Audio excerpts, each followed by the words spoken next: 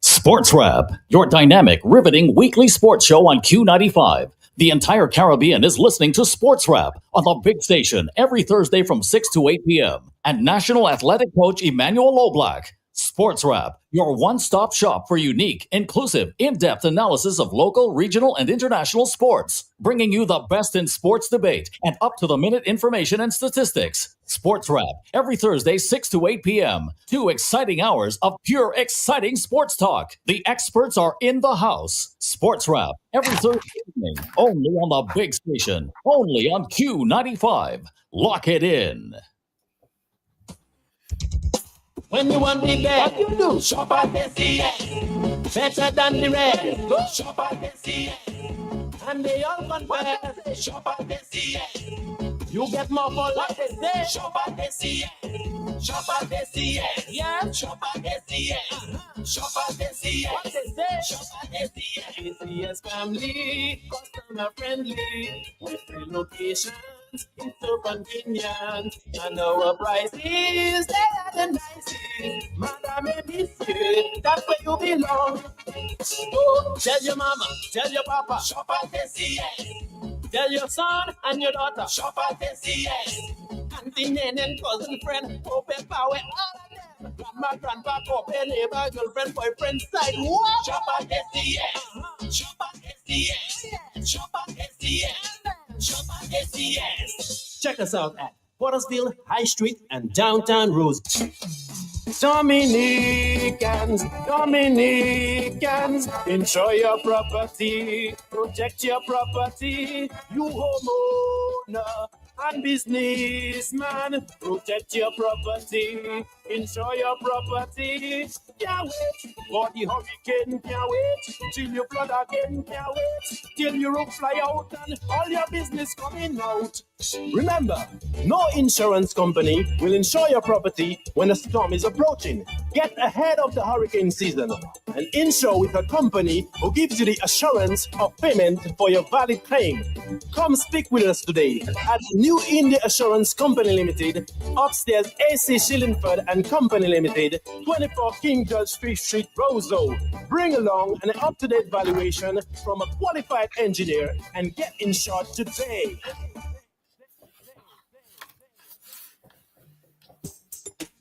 Rudolph Thomas Enterprise in Portsmouth, your suppliers of building materials and hardware products.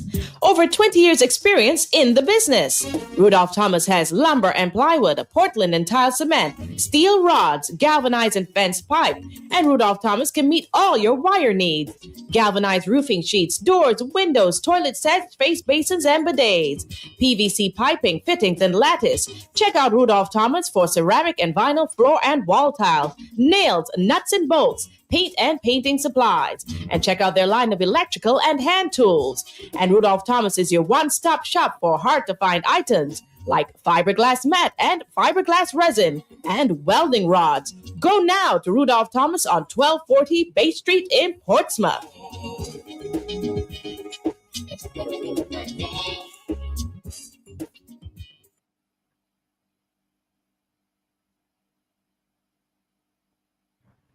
Yeah, good evening, and we're welcome to your favorite sports program. We're a little late tonight. Good night. I'm Lockett Sebastian, and I'm together with me is Dr. Thompson Fontaine. Yes, and well, we won't have lobby tonight, Dr. Fontaine, because it's as you know, it is it's Thanksgiving. Yes. Thanksgiving. Lobby is going to be eating a lot of turkey tonight. Lobby is a full-fledged American right now. Right, so you're going to be eating turkey tonight. And lasagna and mac and cheese, whatever it is, drinking wine and having fun. So we won't have lobby tonight. We won't have lobby. But we're still going to have a good show tonight. We will have the Dubla coach and captain with us just after the first break, because you know Dubla won the league. They're the champions of this year's football league. And plenty cricket, Dr. Fontaine. We have currently New Zealand playing England right now. 6 o'clock, they should have started. You have South Africa playing Sri Lanka.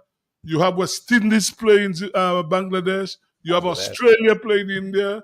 And right in Africa, Doc, there was this, I don't know if you saw the score, where Nigeria made 271 for 4. And the ball Ivory Coast was 7. 7 runs, yes, of course, I saw that. That is historic making. I tell you, all out for 7 Ivory Coast, man. That is unbelievable. But tonight we're going to have fun.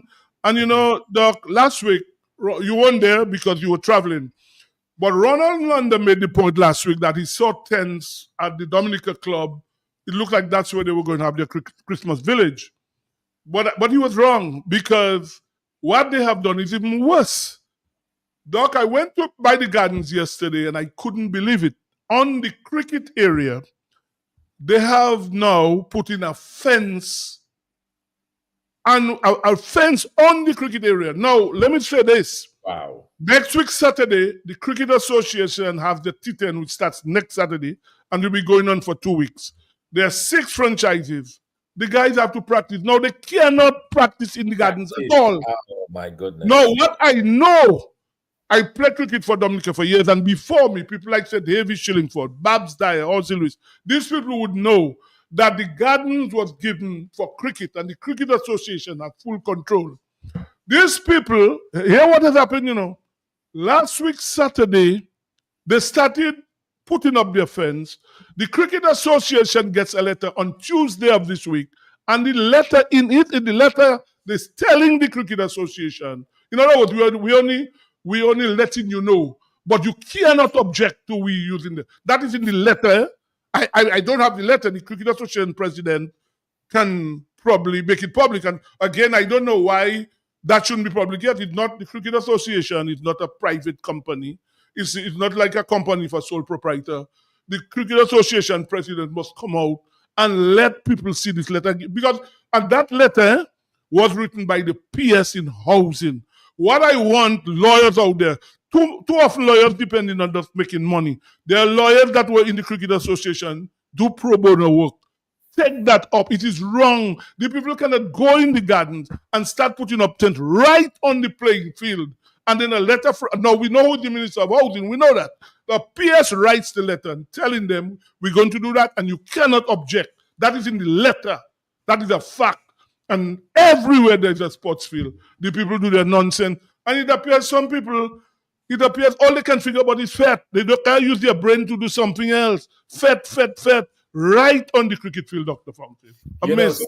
So it appears to me that this continues to be a deliberate effort on the part of this government to do away with sports in Dominica. Mm-hmm. I mean, when you keep taking away what little we have, I mean that is really regrettable. And as you said, it seems everything is CO minded. Yeah. You know, I mean, is there nowhere else they could do that thing for Christmas? No, but Doc, last year they had their Christmas village right in the gardens towards the convent area. That's where they had exactly. You had Creole in the park below. They put their stage below. Yes. But now you're putting your thing right on the cricket field, right in. Doc, let's take this color. We'll come back to that.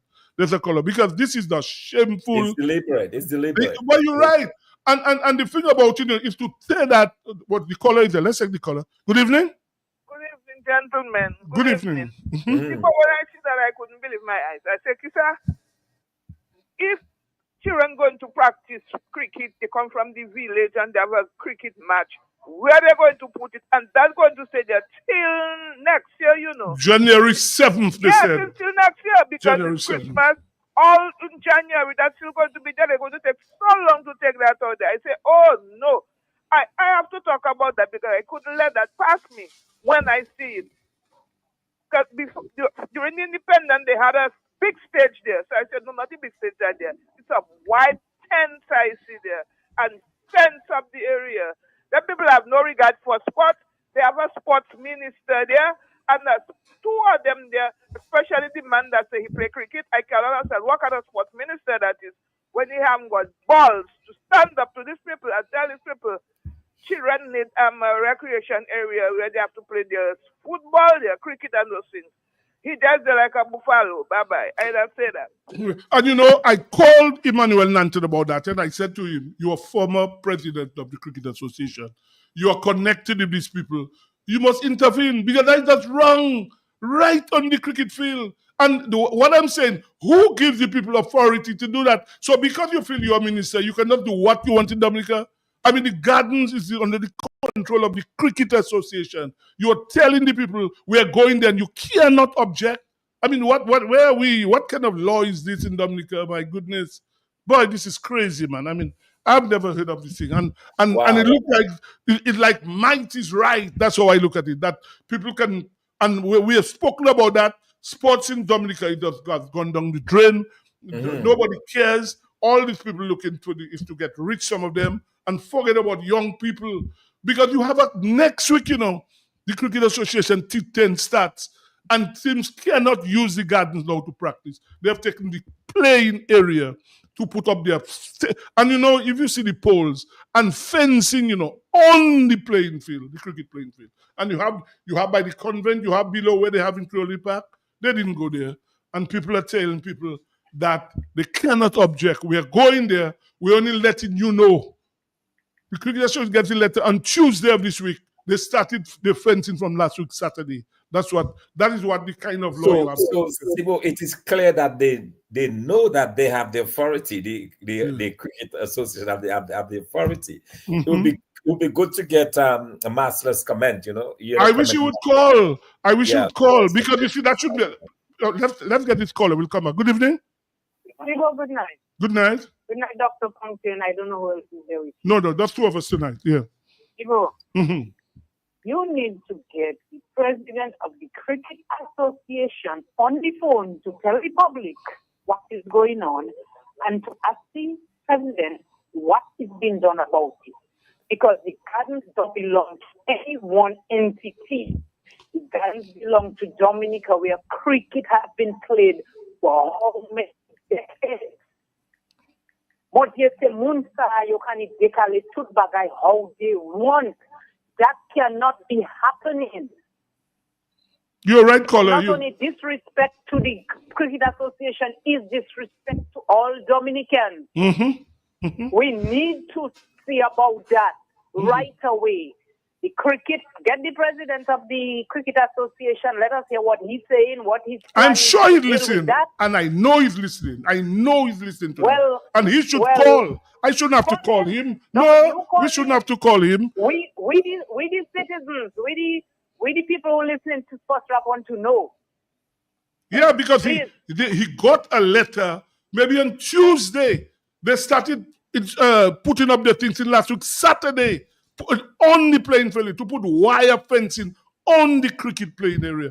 What is that? Well, you see the car have a different story now because everybody concerned about it and everybody talking about it is just so this cricket business is supposed to have a different story when all of us come out on it. Because the gardens is the gardens. The gardens is not nothing but a botanical gardens where cricket has been paid for decades. We don't need CO in the gardens. If they want CO, go and put it where they had it last year. There's other spaces for CO. It's not everybody that wants CO. So tell them take their CO somewhere else. Thank you, caller. But people need to go there and see for themselves. They don't have to listen to me. People must go to the gardens and see exactly what is happening there. Right by the pitch, the people have put up their fence. How is that right, man? And then you have somebody in housing. Who gave housing that authority to send people there and just start putting up things on the cricket field? Who gave them that authority? What is going on in Dominica? People in Dominica need to start taking action. That is wrong. Wrong. The cricket from even long before me. People who played long term, and that's why I'm hoping somebody like Baba Daya would call. I know Sentage is listening, but things are not so good now, so he will not be able to call. Ozzy himself, good night, Ozzy, by the way. But people, as I said, there are lawyers who are in the Cricket Association. Take that up. Stop just looking for money. Take up things like a do pro bono work. It is wrong, messieurs. What's happening there in the gardens? Right on the playing field, man. And the Cricket Association, well, like I say, the president, I know he's listening. He should come out and make the letter public, because too often PSC people sit and people allowing them to use them to write letters. We just saw what happened with some vehicle business where somebody was used, and now we hear people coming up with stories about they didn't tell people they wanted vehicle, all kind of lying stories like that. I mean, what really going on in this place? Man, I can tell you what, it's very sad. It's just incredibly sad and unfortunate what is going on now in Dominica with regards to sports and the general approach of this government towards sports and the young people of Dominica. And it looks like people are powerless. That is done. And we're telling you we're doing that, and nobody can say anything. People, they cannot practice. There are 6 franchises. Next Saturday, they start a competition, the T10. People cannot go. Listen, and the fact is that, if that was going to go until January the 7th, now when they will have been finished to see the damage that will have been done. Because obviously, probably you will not be able to use there for a few weeks after that. So that place is going to be out of commission, maybe for 2-3 months. You'll be able to use the gardens area, 2-3 months. The grass will be a problem because people going, it's CO, people doing the thing, probably when rain falls, mud all over the place. It's just going to be a mess, man. And I just find it is so wrong. And everybody, I don't know why people are so quiet. The Cricket Association president, nothing to fear. Although nowadays you don't know, because we heard a guy for 4 years was pounding the government. Then there was a thing in vehicles, and he goes there and he said, we come back home. We don't know if we get a cool out. We do not know. We don't know. So I don't believe the Cricket Association president will get involved in that. But he must come out. There's nothing to be afraid of. You didn't write the letter. The letter was sent to you and telling you that you cannot object to them going there. Let people see the letter. Make it public, mon Dieu. Man, I tell you, man. Yes. It is just so wrong. What is happening? What is happening in Dominica? Really. And it looked like people just stay quiet. I mean, we saw, everybody quiet. Look at that vehicle fiasco. And Dr. Fontaine, you're economist, people talk about the 184,000. It's not only the 184,000, you know. Remember, the state, all vehicles for the state are duty free. The duty, probably maybe about a $40,000 or $50,000 more. That vehicle could have cost over $200,000. It could have cost over $200,000.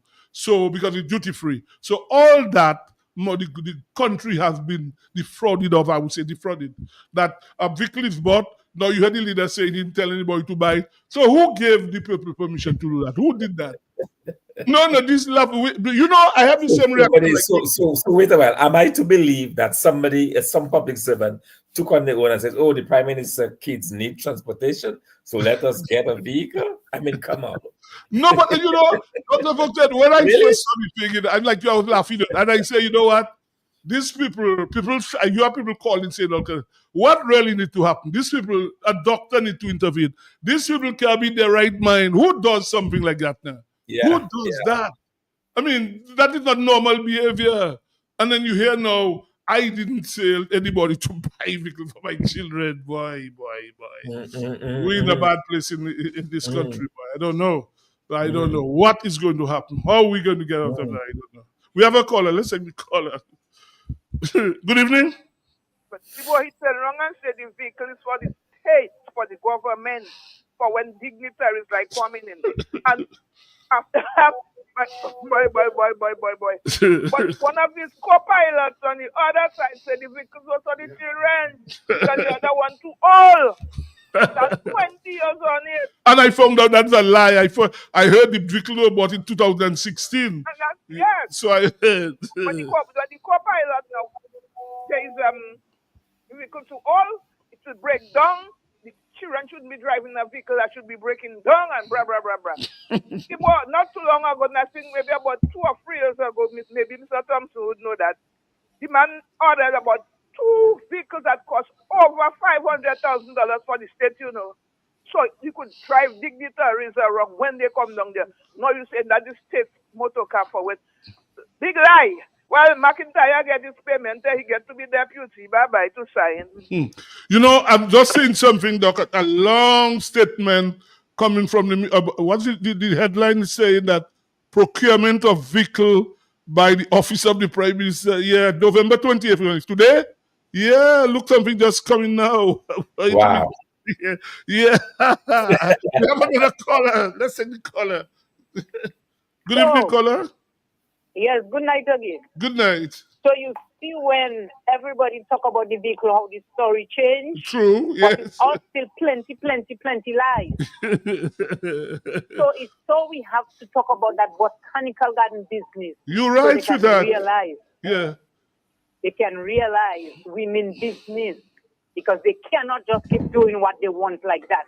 Where is the Minister of Sports? What is she, a bebel or he a bebel? I don't even know who's the Minister of Sports. You can read it. Call them too. Minister of Sports that don't even know what's going on and don't care what's going on. Yeah, it is really shameful. That should not happen. You know, that should not happen, though, Sigo. I mean, it is so. Not only is it disrespectful, but it shows a certain level of not caring. You know, and really, you know, that thing could be anywhere else. Yes, so many other places you could put this. But I want people to go to the gardens themselves, you know. Let's take this caller. Good evening. Good evening to everybody that's there. Good evening to that. Young Gaddafi never see money. He didn't grow up with money. So right now he's seeing money all around him with the people's money. So he have to spend it. Boas, Aviege, greedy. That is his name. Thank you. It's crazy. Another caller. Let's take the other caller. Good evening. Yeah, good evening. And how are you all, fellas? We're good. Okay, let me say this. What happened? Let me ask this question. What happened to protesting in Dominica? Everywhere in the world, people protesting. Very good question. Very good question, caller. And especially, you have so many different groups, and nobody not calling for a protest in Dominica. And that is what I want to see. I myself, I want to hear about protest. That is what I want. So, yeah. Very, in the country. Very good question, caller. Very good question. Yes. Thank you. Man. People look like a dotish, like they give them a shop, a drink, a Kool-Aid to drink, and everybody look like they're gone, they're dotish. As the places the man own, and we are his slaves. Yes. Allah and them fight for their freedom. We're supposed to fight for our freedom also. Thank you, caller. We have another caller. Good evening. Hello? Yes, good evening, Sibu. Yeah, what's up, man? I'm Thompson Hunting. Yeah, good evening. I tell you that government has no regard for sport. Sibu, the Dominican national football team haven't said when last they play a game at their home, Good question. Good point. Not because of we got a proper ground for them to play. And Sibo, not that the people don't want to stand up against those things, but I think right now the people need some leadership. The people need some leadership to lead them because people tired in those nonsense. I believe you're right. You're right. The car scandal, because people start to come out and talk, just like the lady saying, if the people get some leadership to go in the garden and stand up, that's when nonsense will stop. All right, good. Thank you. Doc, I just before you talk, this thing just came out and it's signed by Irvin Mackin. All the lights go. Let's take the lights. Good evening. Hi, Sibo. Hi, good evening. How are you doing? I'm fine. You said a while ago that this is wrong. It is not wrong. Okay. If you ask the question, how simple we are like that, bear in mind that Dominica is governed by a constitution. Or we claim to be governed by a constitution. But when I returned here in 2018, I discovered, a friend of mine let me know that, brought to my attention, that the country doesn't have a parliamentary commissioner.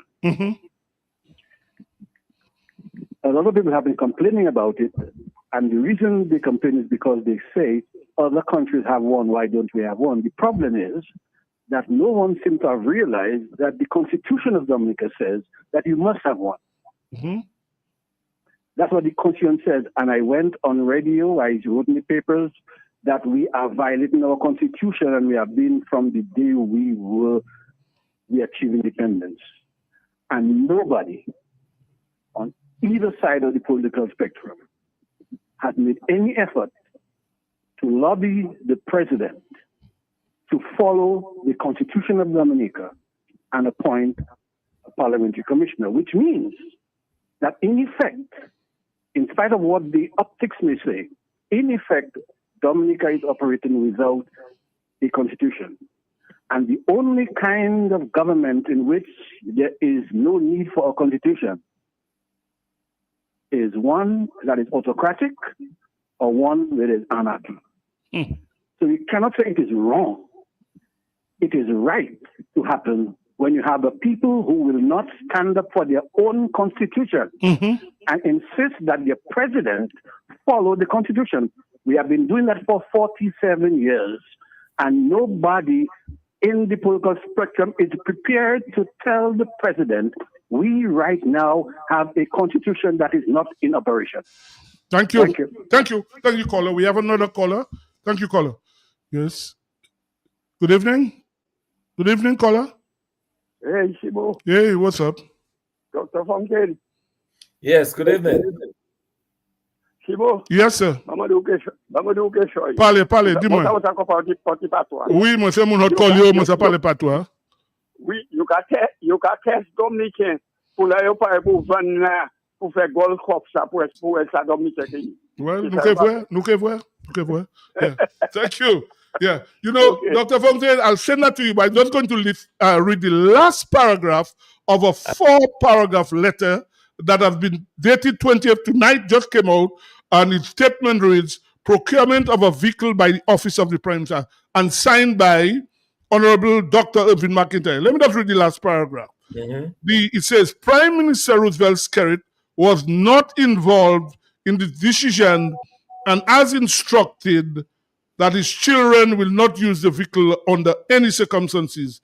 I must underscore that at no time did the Prime Minister ask for any vehicle to be purchased to specially transport his children to and from school Our government remains committed to transparency and more proper governance. We urge, hear this, we urge the opposition to refrain from misrepresentation of the facts and to engage in constructive dialogue that benefits the people of Dominica. Can you imagine that? The opposition, was it the opposition who wrote this memo?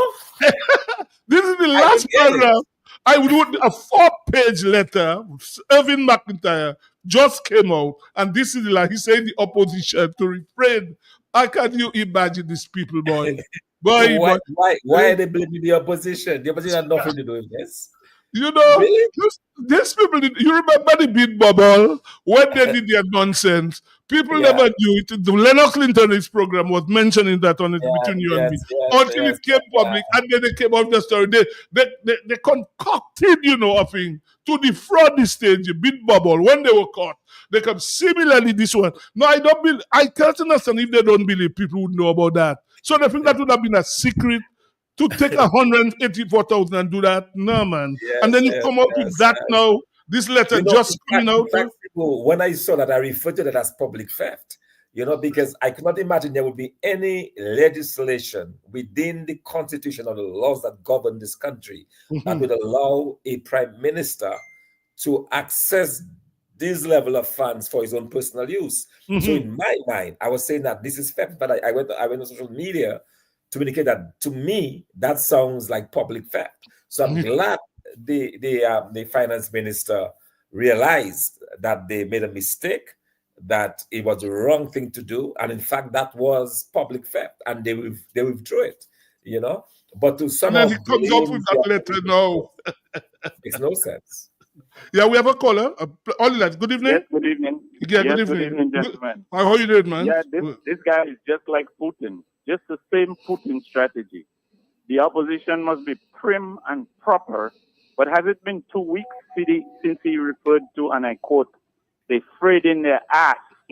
That was the same tone. I'm trying to imitate the tone. They frayed in their ass. Yeah? That he can do that, but the public, the opposition cannot query a 180-something thousand price on a car for his children. We must not say anything about that, but he can say they frayed in their ass. And then they come out with a letter now, a kind of letter now from the minister. They come out with that now. No, but I mean, I'm just showing you the kind of thing that they expect from the opposition. But they're so rude and they're so crude, but yet they want the opposition to have baby hand gloves. Thank you, gentlemen. Thanks. Yeah, we have another caller. Let's take the other caller. Good evening. Yes, Sibo. Good evening. Hi. How you doing? I'm there, Mr. Fountain. Good evening. Hello. Good evening. Good evening. Sibo. Yes.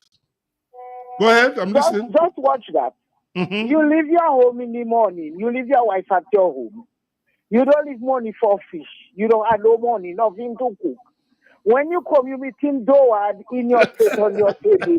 You just sit down and eat, and you will not ask why you need Dowad come out. They think we have schools in Dominica. Everybody has schools in Dominica. It's possibly Dominica. Nice one.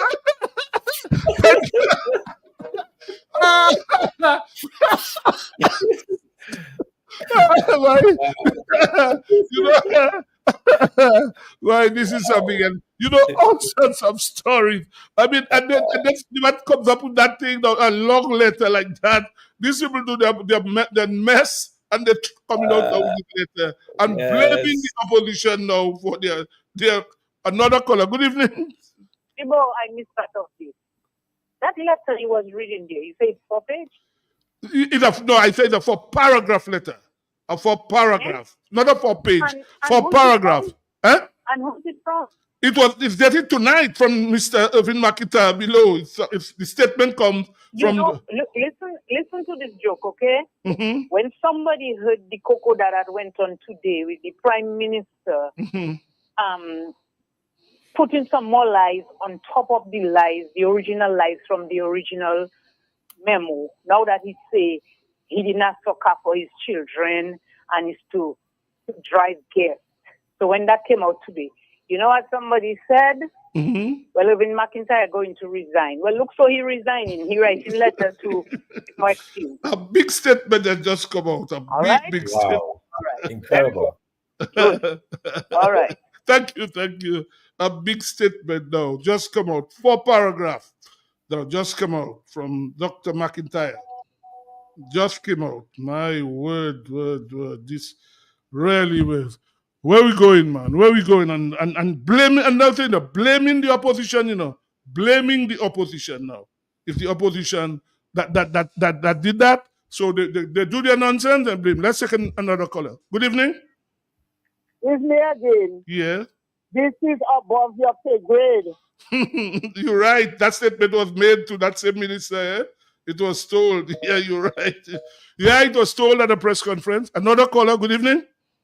Good evening, Sibu. Yeah, what's up? Good. Sibu, I read the part of the letter and it say like the Prime Minister didn't instruct anybody to buy vehicle. Well, that's what the statement said. Yes, but the letter not telling us who give the instruction. The letter should tell us, or somebody should be telling us who give the instruction. Well, maybe because if you're telling us the Prime Minister never give instruction, the letter should have told us who give the instruction, or you as the Minister of Finance should tell us who give the instruction. Yeah, and it's the heading Ministry of Finance, Economic Development, Climate Resilience and Social Security, statement, November 28th, which is today, procurement of vehicle by the Office of the Prime Minister. And below, the Dr. Irving McIntyre, Minister of Finance, Economic. So it tells the opposition that they must, what it says, to refrain from misrepresentation of the facts and to engage in constructive dialogue that benefits the people of Dominica. Next caller. Good evening. Hello? Hello? Yes? Yes. Is there opposition leader in Dominica? Good night, Well, the opposition leader, there is... well, oh, no, sorry. There is a parliamentary opposition leader. If he's from an opposition leader, he must tell us who are the people in the opposition leader.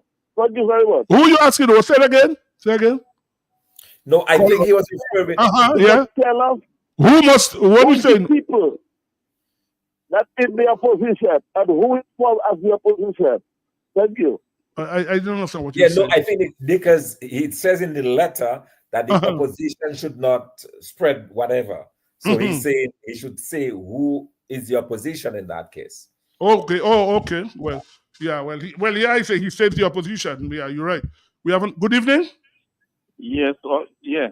I think the caller meant to say, well, who is the opposition leader? Because we have none. They have not put one in place. That is true. That is true. Yeah. So, I mean, you are playing high and mighty and holy, and you're in a democracy, and you don't have a damn opposition leader in place. How can you be high and mighty? That is enough for the people to rise up against you. Why they haven't done it, I don't know. But you have given them enough reason to rise up against you. By your own hand. Written by your own hand. And I'm thinking of Mr. Blackmore, who is covering his tail. He's coming there saying a pack of things to cover his tail. Because in the future, he will say, well, I was against it. He will say that, because he sees trouble. If you see that Leroy guy doesn't come back, there will be trouble. So he said, listen, you remember this so-and-so? I was against this. It's the judge, it's not me. Thank you, bro. I'm just going to read a part again of the letter where it says, there's a little part, attempts to characterize the purchase as improper and for the exclusive use of the Prime Minister's children is misleading. Attempts to characterize the purchase as improper and for the exclusive use of the Prime Minister's children is misleading and demonstrates a fundamental misunderstanding of parliamentary procedure. How can that be misleading? Is that what the letter said? But it was very clear in the letter that authorized from his own ministry. So how he can say misleading? Man. It was very clear. It did not say for the children and other uses. It said expressly for the use of to transport the children. So who is misleading? Yeah, we have another caller. Let's take the caller. Good evening. Yes, quickly. I have to wonder about the author of this letter. What is going on has nothing to do with parliamentary procedures. Right. I'm not sure why that is mentioned. And the opposition cannot misrepresent facts that have not been revealed. If you don't give the facts, then people have to speculate. So at what point were we told that the car was not for the children? That information was not, the only information we were given was that the car was for the children. So those are the facts that we were given. And if there were other facts that were hidden, it's like in court, if you didn't give me full discovery, then you can't blame me for not going according to the facts that you claim that were there. So I'm wondering about the author of this letter. Who is the person in the right man who wrote it? You know, caller, you're a lawyer. Let me ask you a question. I know you were in grammar school or was it doing? You know about the Botanical Garden. You grew up in Rosa, right? Yes. Right. So you know the gardens long before me and you was given for cricket, right? Yes. Right. They have put on a fence right on the cricket field, so they're going to have their Christmas thing. No, who gave them does a minister have the right to just instruct people to go and put a fence on the playing and tell the Cricket Association that you cannot even object? You're a lawyer, tell me. Can people not fight that? Well, first of all, there are facts we don't know. So I don't want to misrepresent. When you say fact, what fact? Let me ask me. I don't know.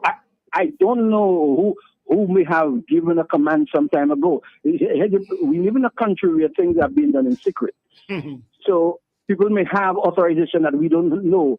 And I have to go to the gardens tomorrow to see what's going on. Yeah, you need to go there. But what I'm telling you, they started work on the gardens, on the fencing last week, Saturday.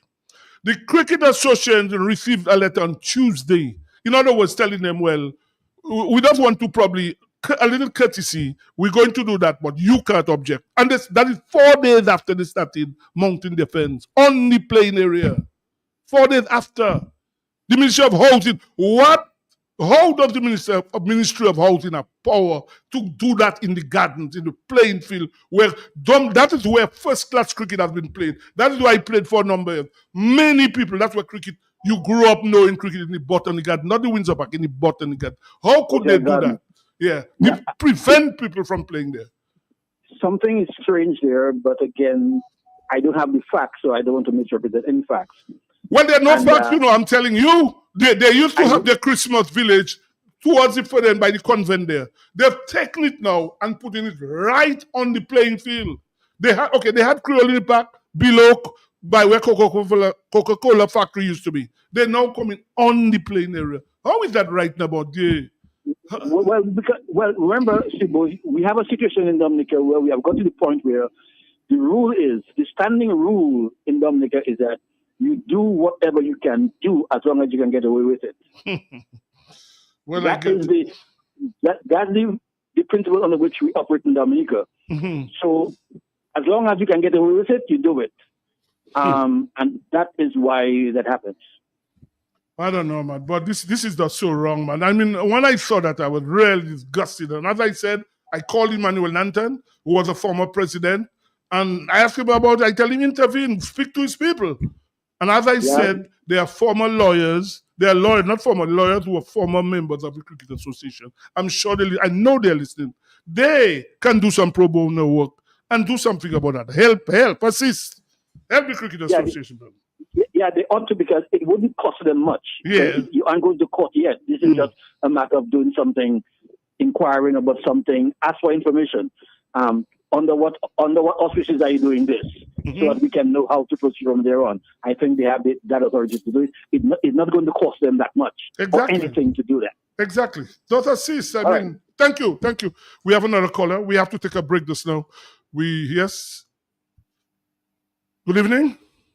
Yes, boy, you know a Creole word they call gong nade? I think that is what they are doing. They have it on the other side, they put in it there to see what will happen. Thank you. But you're probably right. You know, well, yeah, Gongade, that's a nice patois word. Yeah, provoking people, that's what it means. For people who don't understand English, it means provocation.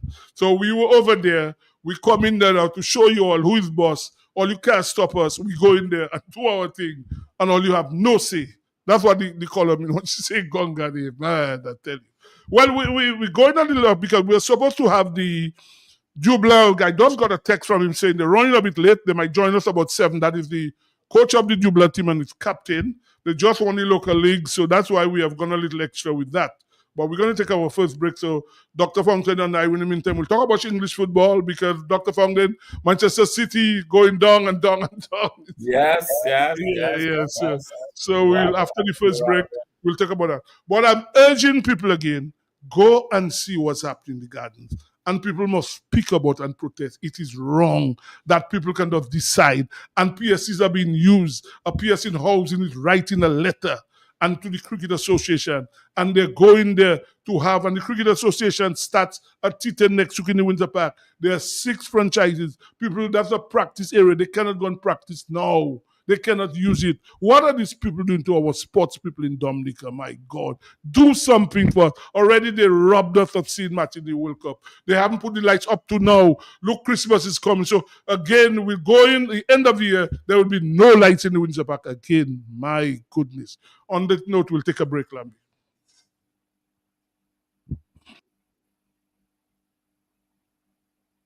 What you do? Shop at the CN. Better than the rest. Go shop at the CN. And they all compare. Shop at the CN. You get more for what they say. Shop at the CN. Shop at the CN. Yeah. Shop at the CN. Shop at the CN. Shop at the CN. CS family. Customer friendly. With free location.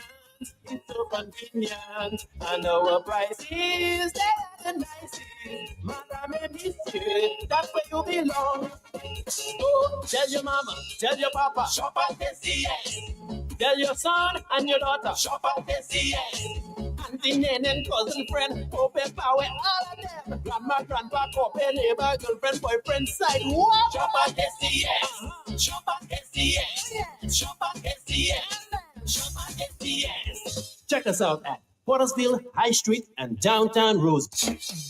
Dominicans, enjoy your property, protect your property. You homeowner and businessman, protect your property, enjoy your property. Can't wait for the hurricane, can't wait till you flood again, can't wait till your roof fly out and all your business coming out. Remember, no insurance company will insure your property when a storm is approaching. Get ahead of the hurricane season and insure with a company who gives you the assurance of payment for your valid claim. Come speak with us today at the New India Assurance Company Limited, upstairs AC Shillingford and Company Limited, 24 King George Street, Roseau. Bring along an up-to-date valuation from a qualified engineer and get insured today.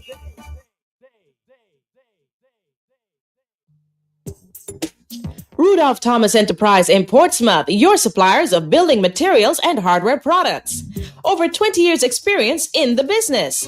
Rudolph Thomas has lumber and plywood, Portland and tile cement, steel rods, galvanized and fenced pipe, and Rudolph Thomas can meet all your wire needs. Galvanized roofing sheets, doors, windows, toilet sets, face basins, and bidets. PVC piping, fittings, and lattice. Check out Rudolph Thomas for ceramic and vinyl floor and wall tiles, nails, nuts and bolts, paint and painting supplies. And check out their line of electrical and hand tools.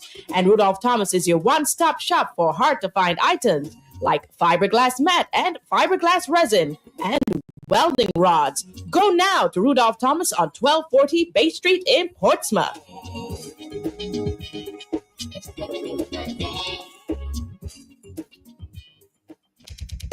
When you want the best, what you do? Shop at the CN. Better than the rest. Go shop at the CN. And they all compare. Shop at the CN. You get more for what they say. Shop at the CN. Shop at the CN. Yeah. Shop at the CN. Shop at SES. Shop at SES. SES family, customer friendly, with free locations. It's so convenient, and our prices, they are the nicest. Madam and Monsieur, that's where you belong. Oh, tell your mama, tell your papa, shop at SES. Tell your son and your daughter, shop at SES. Auntie, nene, and cousin, friend, open power, all of them. Grandma, grandpa, open neighbor, girlfriend, boyfriend, side. What? Shop at SES. Shop at SES. Shop at SES. Shop at SES. Check us out at Pottersville, High Street, and downtown Rose.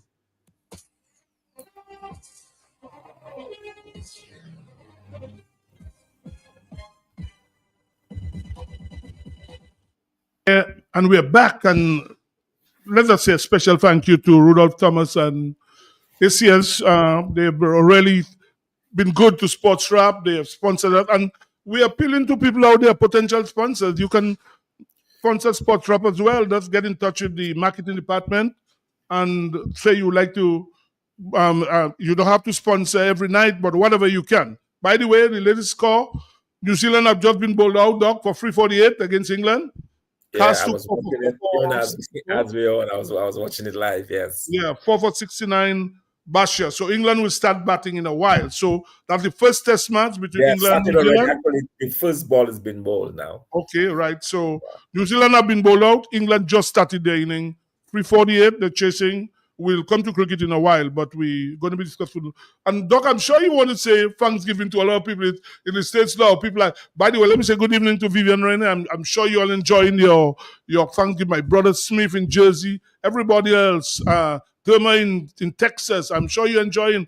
Paben, oh my goodness, Paben, please ease up tonight. Don't eat too much turkey. Don't need to go easy. Don't eat too much ham. I know you like your little dumpling and so on. But if Thanksgiving, not if turkey, don't go easy. Have a little wine and so on. Enjoy yourself. I'm sure you want to say to some people up in the States, it's Thanksgiving in the States. Big holiday. Yes, indeed. It's the biggest holiday. It's the most traveled holiday. It's even more traveled than Christmas or any other time in the year. That's when Americans really hit the roads. They hit the through air, train, wherever means of transportation. It's a big family affair.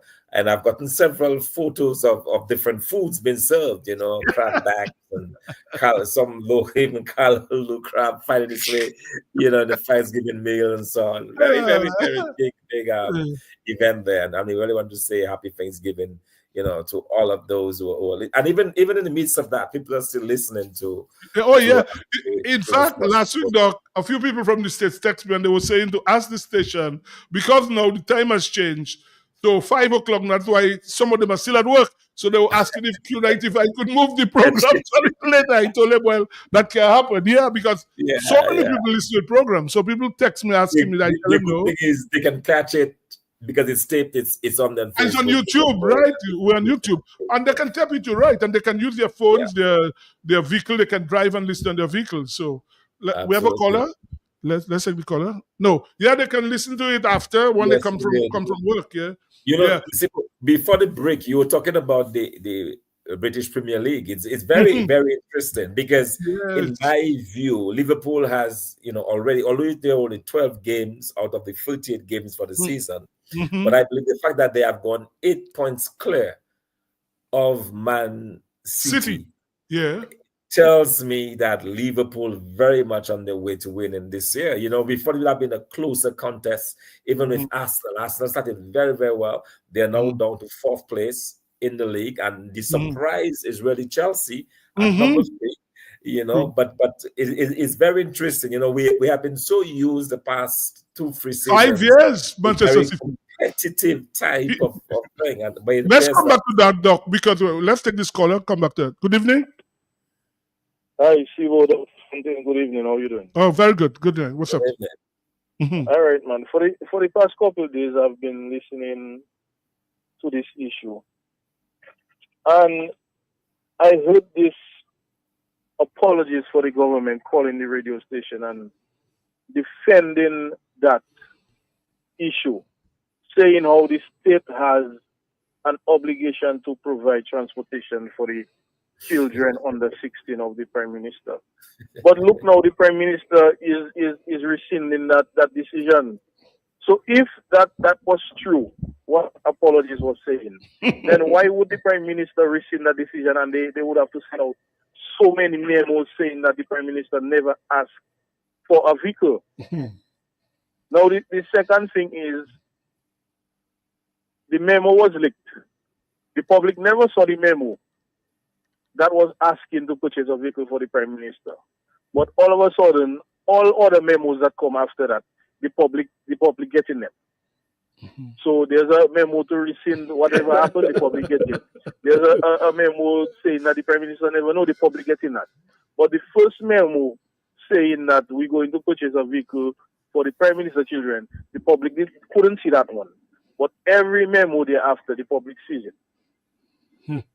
Yeah, very interesting. Very interesting. Good point. You're right. All of a sudden now, you have this big statement that came out tonight from Mr. McIntyre. You're right. But going back to the football, Doc, on Sunday, Liverpool plays Manchester City. You know that, right?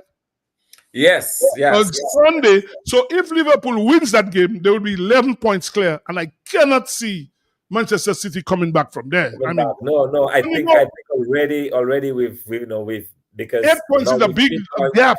2.5 games, and that is a lot in the context of the Premier League. And if you've been following the league, you will know that it's very difficult to recover once you take that kind of lead, and the way they are playing as well. Although there is an issue with the talisman, Saha. You mean Saha? Yeah. Well, he's looking for a freer contract. I doubt he'll get it though. Well, that's the problem. He has not been offered a contract, and the question remains: will he leave in the transfer window, which comes up in about a month's time? And that would be a big hole if he leaves.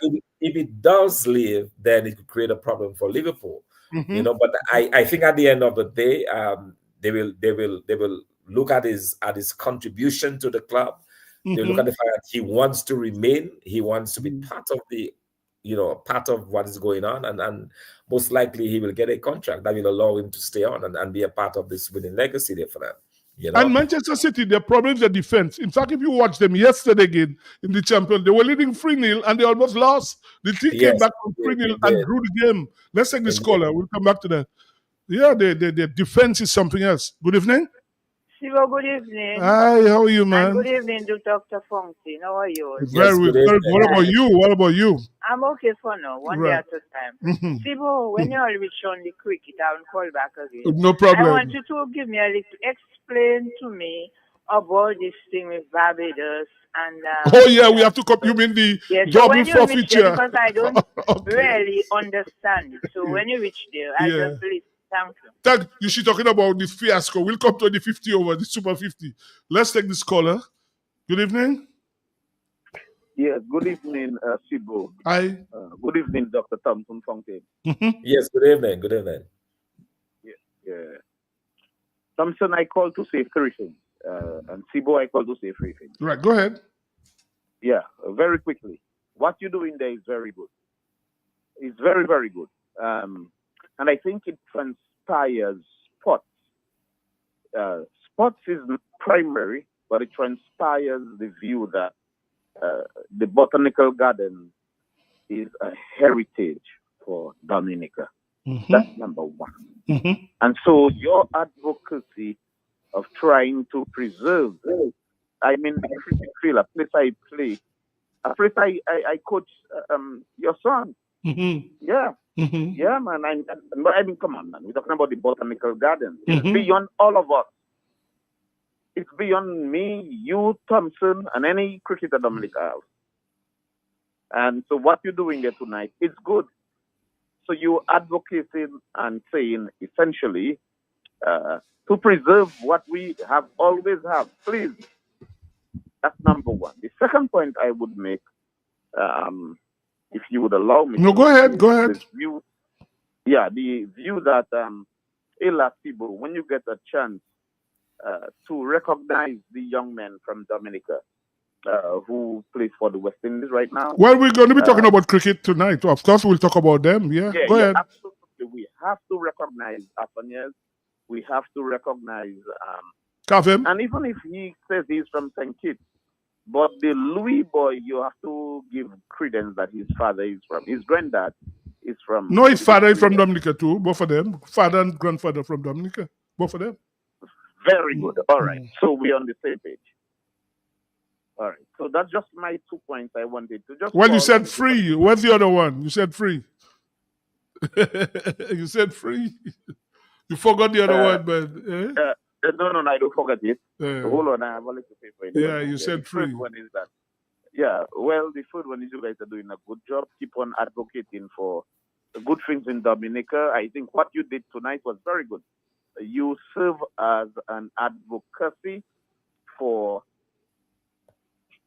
to preserve what is beyond you, Sibo, beyond me, beyond Dr. Fontaine, to preserve the botanical garden. Period. I think that would make my good point. What do you think? Yeah, no problem. Thank you. But Dr. Fontaine, I'll say it again. Most people in Dominica would have known about the Botanical Gardens, Dr. Fontaine. Before us, before them, everything. We grew up knowing that's where people played cricket. It was in the Botanical Gardens. And we know that was always the area for cricket. How on earth some people feel now they must go and put their thing in the garden, and I call it their thing, putting up tents right on the playing field. My goodness. Can't you all find somewhere else to do that, boy? Why? I mean, to me, that's a wicked act, honestly, to do that. Go and put tents right where people playing cricket. Or you can, and everybody, people grow up knowing that that's the gardens. And I'm hoping that people like Babzaya can call and tell, because Babzaya would know more about it than us. How on earth could these people, and I'm saying to people, go in the gardens and see for yourself the kind of thing these people are putting there and say they're going to have their fete for Christmas. We have another caller. Let's take the caller. Good evening. Well, and others, remember the man always say he came to mash up, mash up. That's his name. That's what he come to do. All right, thanks. Yeah, let's go back to the football, Dr. Fountain. Yes, so it's interesting. As you say, Manchester City now, their defense is struggling. Pep Guardiola, for the first time, he's been tested, the coach. He's been tested now for the team because they've lost what? Before the draw yesterday, they've lost the last 4 games. They've lost 3 games in total. Well, in the league and Europe, I'm talking about Europe as well. Yes. In European competition. So they've lost. We have another caller. Good evening. Hello. Yes. I heard you call me. Right. I'm happy you called, Babs. I'm happy you called. You are First of all, right. Go ahead. First of all, I would like you to ask Wadi Kuli. Is it Wadi? I had 2 sessions with him. And in that one of the 2 sessions, I spoke about the botanical gardens and cricket. And I would wish that he played tomorrow again. That section. Now, my position is cricket has always been the mecca. The gardens has always been the mecca of cricket in Dominica. And we played also cricket in the Windsor Park. So much so, the Windsor Park has always been the mecca of football from Newtown to the Windsor Park for football. And I keep saying that, number one, they have changed the mecca of cricket from the gardens to the Windsor Park, where you have the cricket stadium. But I've always said, when, in other words, you took away our cricket from the gardens and you put it in the Windsor Park. And now when you had the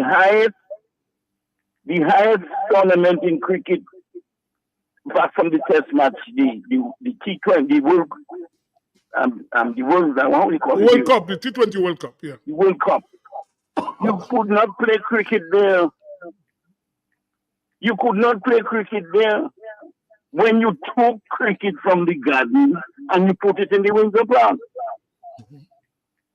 Now, I told us again, I told the Cricket Association. I was secretary once in the Cricket Association, and I'm probably one of the oldest cricketers who already played cricket there and so on. And I told the Cricket Association, and I spoke to Martin. I said, well, irrespective of whether you have the stadium as cricket, the Cricket Association has always been responsible for cricket in the garden. I am absolutely. Repeat that, Babs. Repeat that again, please, for me. The Cricket Association has always been, it used to be DASA. All right. And DASA had the Cricket Association, Football Association. Mm-hmm. So DASA, you could say DASA, cricket has always been there. That is how cricket has been the maker of cricket, the garden has been the maker of cricket. Mm-hmm. I told Master personally, I met him and I told him, boy, look, the Cricket Association is responsible for the garden cricket. Irrespective of the fact that you brought took cricket from the gardens and put it in the Windsor Park, we should still have the cricket there. You get money from West Indies and develop the cricket in the gardens. Develop cricket in the gardens. That's cricket in the gardens. And as a matter of fact, in my view, that is why our cricket has gone down, you know. Mm-hmm. Because all the past cricketers, that is where we learn our cricket in the gardens. But Babs, let me we ask used to have international teams playing in the gardens.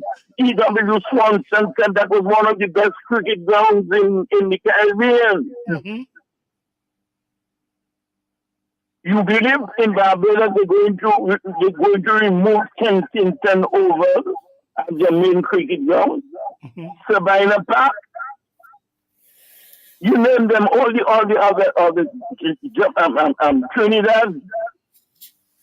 So why, even if they brought, I told them, you are to get the West Indies board to assist you and develop the garden cricket ground. Well, Babs, let me interject there a while. Let me ask you a question now. You are a former minister, you are a senior lawyer. Does a permanent secretary, Ministry of Housing, have the authority to write the Cricket Association, virtually dictating to them, telling them we're going to use their annual cannot object? Can something not be done about that? I'm asking you, you're a lawyer. Please. I don't even really believe the law thing should come into that. Okay, right. What I believe is the Cricket Association should write a letter to the authorities telling them, no. That we disapprove that you're going to use the main cricket ground for what you're going to do. You have used the other parts of the gardens to do it.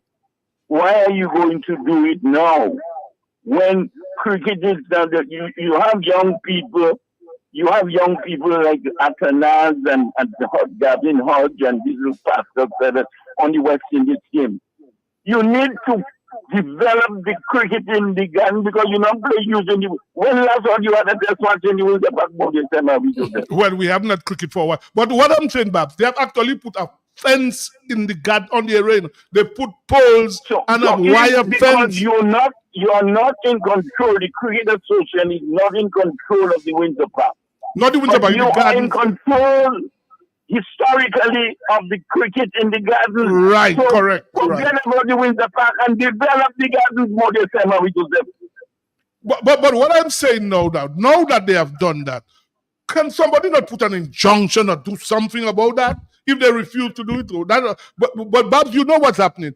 In the Cricket Association, you have some people there who work with the government. So people might be afraid and so on. But what can be done? That I would like somebody to tell me, or somebody like you, to tell people what can be done. That is what I'm making. Chivo, you can help the Cricket Association, whoever. Write a letter to that effect, from the Cricket Association saying, we do not agree for you to do this because you have done it in the other part of the garden. No, what if that is done? Okay, what if that is done? What if that is done? And let us see the response. Okay, what I'm saying, what if that is done and they refuse to move? What happens then? What can be done? That's what I'm saying. But you must get a response first before you go to the next stage. Yeah, okay.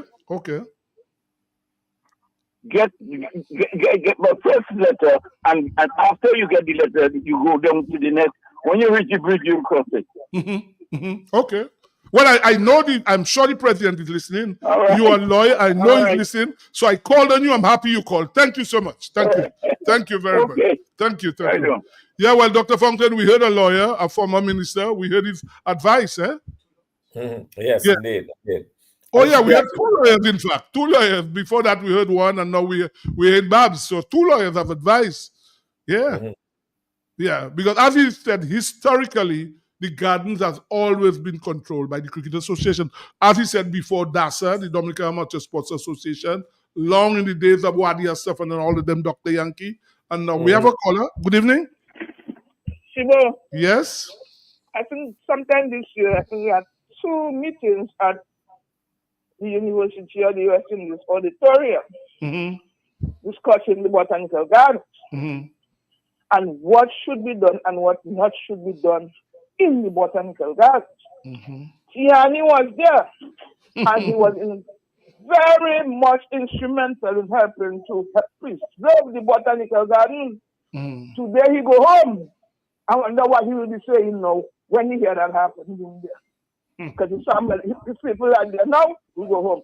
Tiani, what you saying now? Because you were the meeting with us when we're discussing the Botanical Gardens. That's not the same guy who was the meeting there. They say he come home. No, that's the same guy you're talking about. Say it again? That's not the same guy who about 2 weeks ago in a convention say he come back home. The same person. That now he went back home. Okay. And he was there with us. I think on other 1 or 2 occasions when we were discussing the Botanical Gardens. And he was very instrumental in helping to preserve whatever it takes, whatever he had to do to help preserve the Botanical Gardens and telling us what should be done, what shouldn't be done in Botanical Gardens. He was there with us.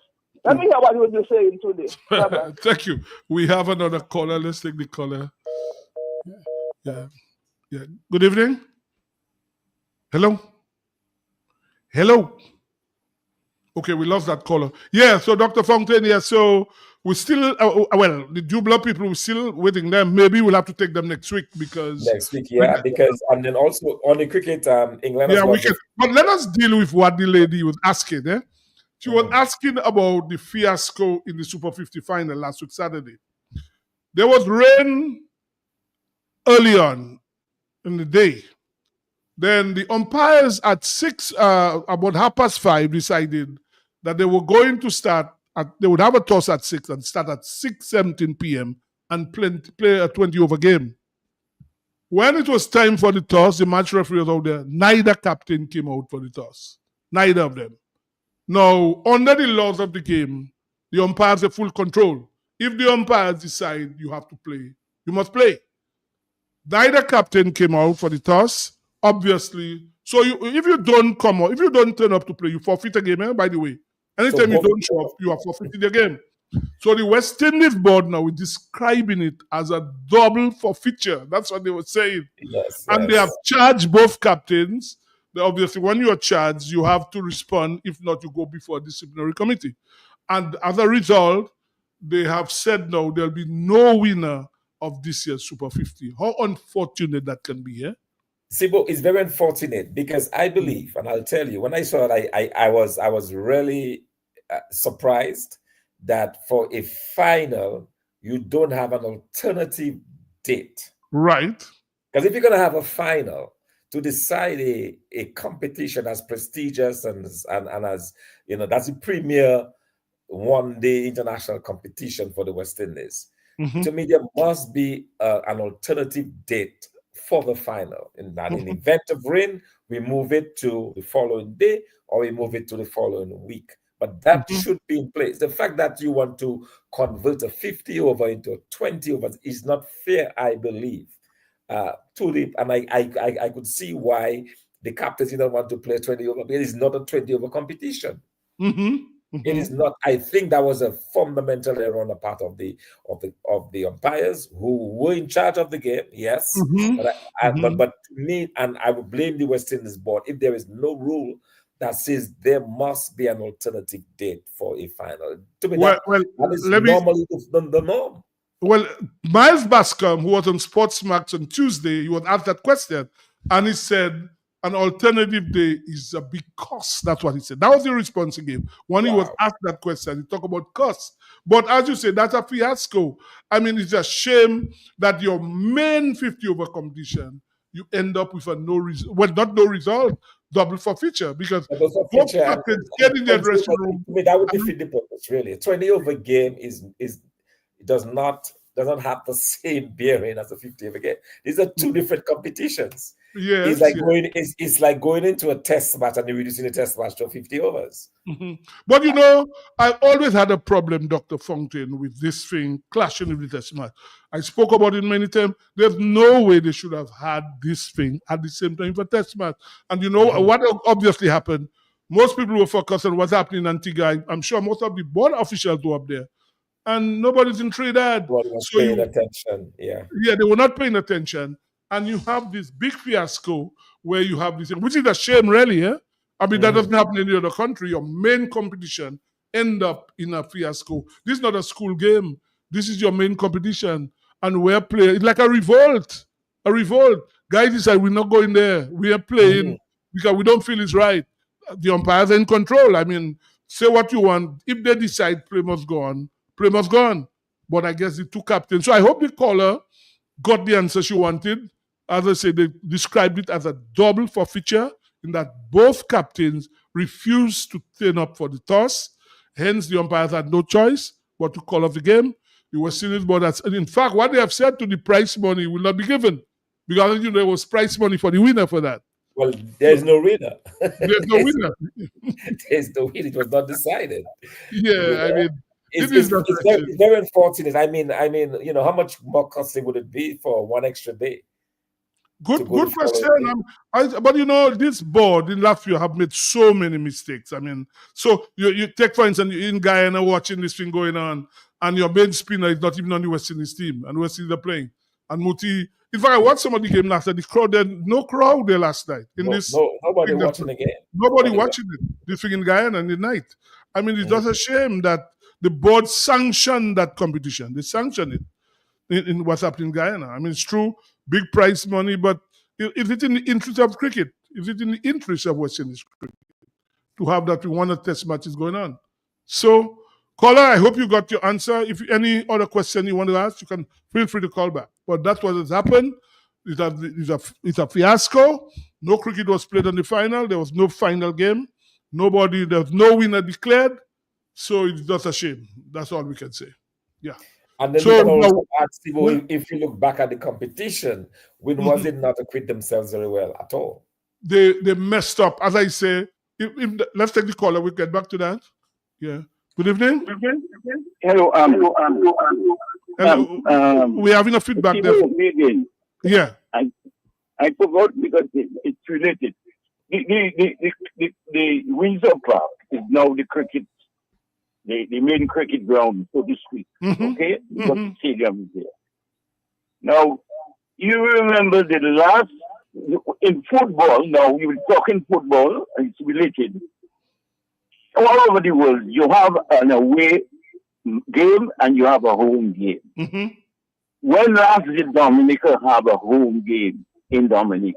Well, somebody calling out that question. Dominica hasn't played football at home for a long time. The last time they had a game, home game there, was when they played Jamaica. And football, you have to have your crowd, okay? Dominica played Jamaica in the Windsor Park. Even although the Dominica team was not practicing in the Windsor Park. Now, when you're playing at home, you're supposed to have an advantage both on the field and in the crowd. I am saying now that the match against Jamaica, I think that we could have won that match if our boys were practicing on the Windsor Park field. So in my view, that match, both teams looked like they were playing the Windsor Park for the first time. It shouldn't have been so. because the Windsor Park is Dominica, and our boys would have been familiarized with the Windsor Park. They were not practicing there. They were not playing there. They were playing in South Farm. So they had no advantage. And yet they played very well. I think the match was 3-2 or something on the top. Well, Dominica, yeah, they were 3-0 down, and they scored 2 goals in the dying minutes of the game. Yeah, 3-2. So I mean, we have to put some kind of. I mean, the emphasis on sports was so great when we had no money in sport. We all had to put our hands in our pocket, do things to buy a boots and whatnot and so on. Now the fellas are getting everything free and so on and now, and then the football is at the lowest ebb now in Dominica. My God, in heaven. Thank you, ma'am. Thank you. I feel your pain, Mr. Henry Dyer. Yeah, Dr. Folkstead, yeah. So let's go back to the Windwards. Yeah, Windwards. In fact, that Barbados game, they lost by 7 runs. That could have put them in the top 4, and they didn't play good cricket. As I made mention of how they treated Saul Lozano, the opening batsman, had him batting up something, ended up number 9 after he had made 84 in the previous game. And the main batsman, that is Kevin and Alec, didn't help their team much. They only made runs in the last game, a half century each in the last game. Yeah, so. Right. Yes, absolutely. So Windwards did not perform very well at all, and also, Sibo, I thought the competition, it kind of lacked something. It was not the usual, True, right? There's no real excitement. You're right. Yeah. It lacked the kind of excitement and so on. And I guess it speaks to the level that we have of first class cricket in the region, and sometimes not having even the biggest stars, the better players taking part in those competitions. I think that's also a problem. And as you talk about that, let's switch right to the test match now. As you talk about, you watched the test match, West Indies and Bangladesh, and you said to yourself, it didn't look like a test match, honestly. When you look at the quality of the cricket, really, you'll watch both teams, the quality compared to what was happening in Australia, right? When you look at that match between Bangladesh and West Indies. And you have to give credit to, what's his name, Justin Graves, eh? Justin Graves. He made 100, you've only 3 boundaries, right? Yeah, incredible. 3 fours. The 3 boundaries, And people like Ali Kapanaz could look at that, to say it's not only boundaries you have to score to make runs. The guy made 3 fours in 105 not out, and played extremely well, and ran a lot of twos. So I wish people like Ali played well, but when you get to 80 and 90, you watch Virat Kohli. From the time he got to 80 and 90, you never saw him playing high risk shots. You saw him at 90, pushing for one. He got to 98, he got a ball outside leg stump, which was a low risk shot, and got a boundary. So when you get there, especially you haven't made 100, think about it. Say to yourself, boy, let me not play horizontal bad shots. Let me just try to hit the ball in front of the wicket, get to 100, and that's how I feel. Because if you play 10 test matches, I mean, look at the guy, Jaswal. He's probably played the same amount of matches like Afanaz, eh? He's gone over 1,000 runs. He has 3 centuries now and 5 half centuries? Yes. And then my concern about Afanaz as well is that this is the second time he's done this, I think, in about 3 or 4 matches. Yeah, he did against South Africa as well, yeah. Against South Africa. So to get there, you need to get that first 100 under your belt, right? And you've done enough. You've gotten into the 90s. You need to, as we say, get the singles, get the twos, but get the 100, get to the 100. That should be forward in his mind, and he must be extremely disappointed, but that's a discipline that you need at that level. And you're right, Dr. Funky, because a scoop or a sweep is a high risk shot because you're playing across the line of the ball. So anything could happen. You could get a boundary, yes, but it's better to be safe when you getting close to 100.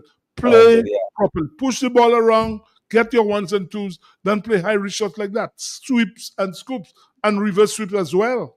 You see? Yeah, and he really needs to get, and I think that would do a lot for his confidence as well if he's able to get that first century. you know, and he absolutely has to. That is something he needs to work on, you know, when you get into the 90s, you know. Don't be like Pant, you know, like Richard.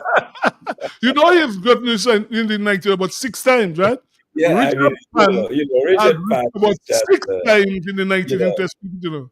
he's 6 times. special. He's, you know, he's really special. Did you see him play, how I say it, a sweep on his backside, our fast bowler for 6? You know, but he plays that shot very often enough, you know. But how Like many people would have attempt a shot like that? How many people would attempt that? Yeah, he seemed to The be guy is perfecting something that. else. Yeah, it's almost like he's falling, either he's falling backwards or he's falling tumbling. And You remember Rohan Kanai? Rohan Kanai, yeah. Yeah, with playing sweeps on his back. In fact, I saw him do it against us in Guyana Assembly. We were playing again at Rose Hall in Guyana. I mean, was I did not, but Philip who bowled. And Kanai was on his backside, hit the ball to the boundary for 6. Yeah, first time I ever saw that. Rohan Kanai at Rose Hall in Guyana. So, but going back to the West Indies, Doc, I mean, the West Indies have a problem, eh? Craig Brathwaite as the captain. Craig Brathwaite is averaging 19 runs in 2024. That's his average.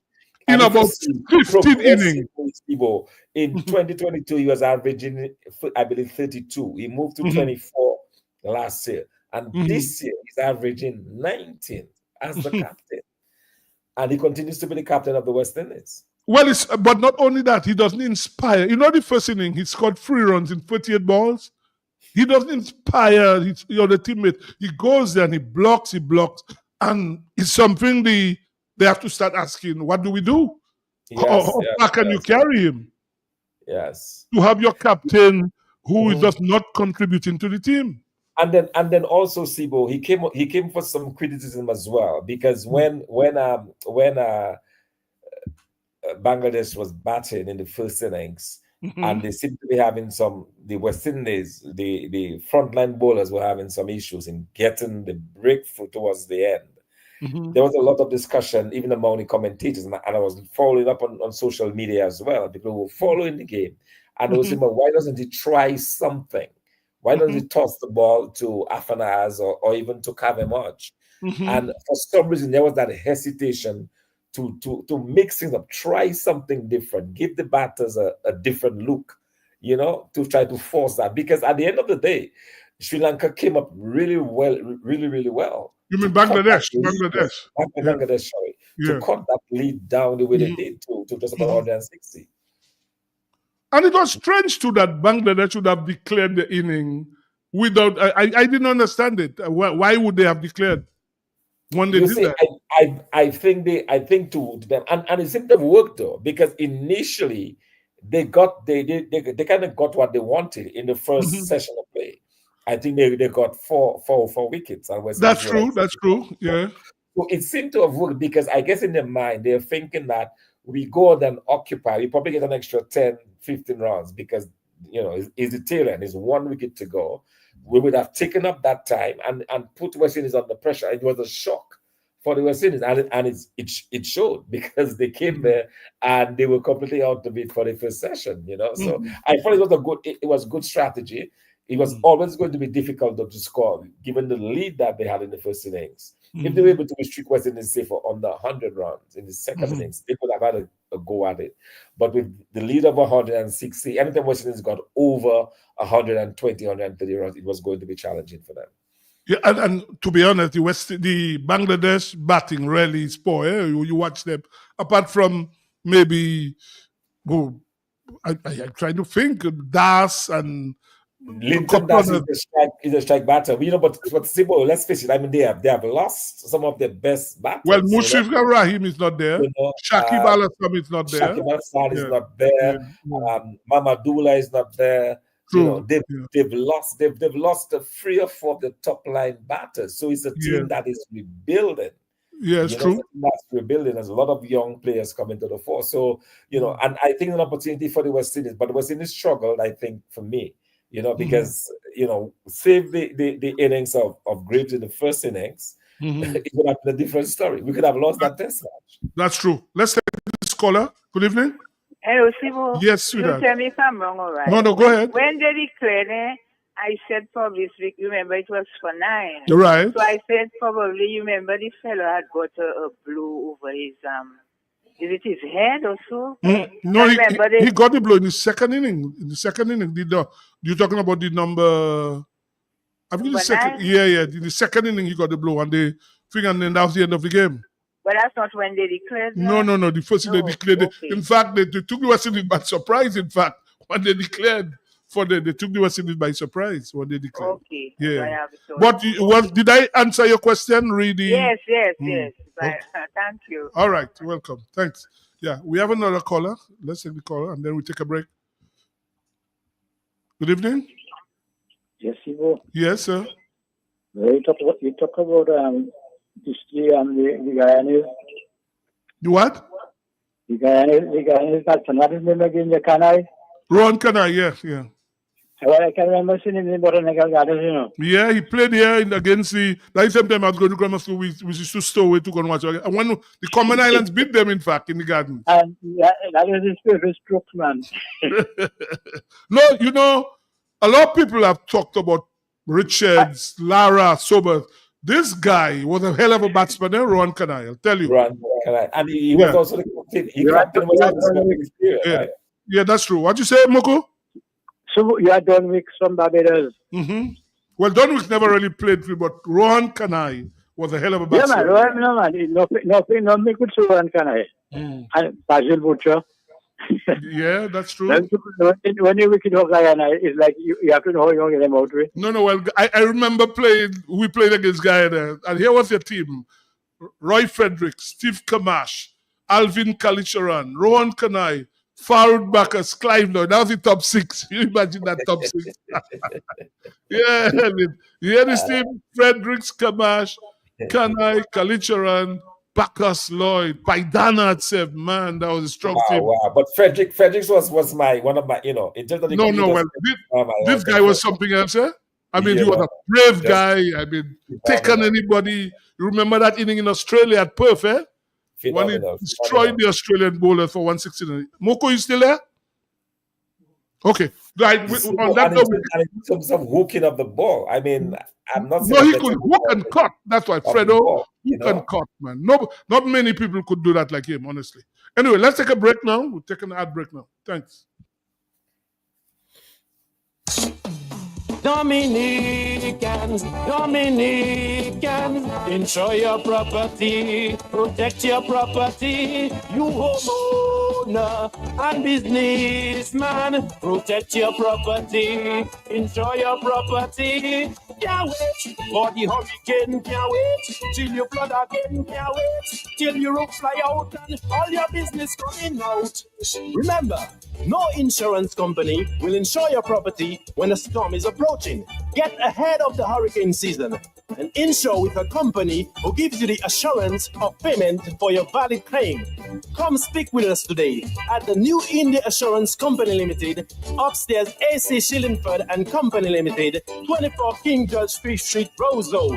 Bring along an up-to-date valuation from a qualified engineer and get insured today.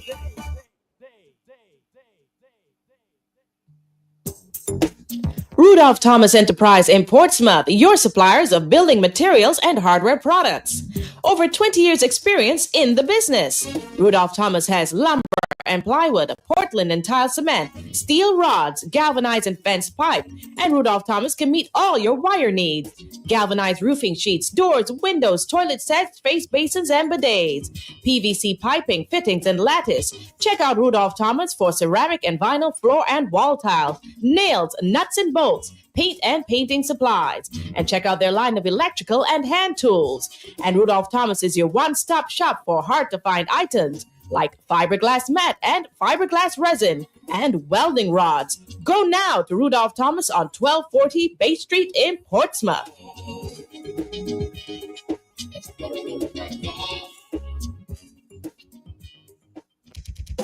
When you want the best, what you do? Shop at the CN. Better than the rest. Go shop at the CN. And they all confess. Shop at the CN. You get more for less. Shop at the CN. Shop at the CN. Yeah. Shop at the CN. Shop at SES. Shop at SES. SES family, customer friendly. With three locations, it's so convenient. And our prices, they are the nicest. Madam and Missy, that's where you belong. So tell your mama, tell your papa, shop at SES. Tell your son and your daughter, shop at SES. Auntie, nan, and cousin, friend, open power, all of them. Grandma, grandpa, open neighbor, girlfriend, boyfriend, side. What? Shop at SES. Shop at SES. Shop at SES. Shop at SES. Check us out at Pottersville, High Street, and downtown Rose.